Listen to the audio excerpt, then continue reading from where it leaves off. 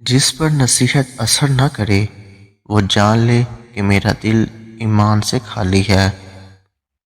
اللہ سے معافی بھی مانگو اور عافیت بھی، کیونکہ کسی آدمی کو ایمان و یقین کے بعد عافیت سے بہتر کوئی نعمت نہیں دی گئی۔ یعنی سب سے بڑی نعمت تو ایمان و یقین ہے اور اس کے بعد عافیت ہے۔ کسی کو دکھ دینے والا کبھی خوش نہیں رہ سکتا۔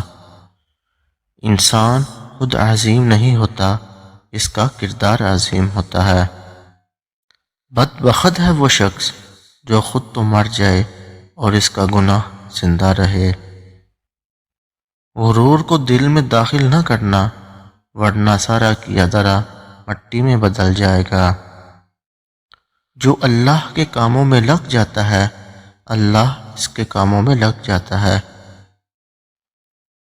صدقہ فقیر کے سامنے عاجزی سے اور باادب پیش کرو، کیونکہ خوش دلی سے صدقہ دینا ہی قبولیت کا نشان ہے۔ راحت چاہتے ہو تو شکوہ سے باز آ جاؤ۔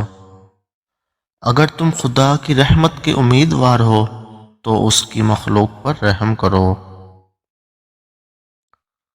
شکست کھانا بری بات نہیں، شکست کھا کر ہمت ہار جانا ہی بری بات ہے۔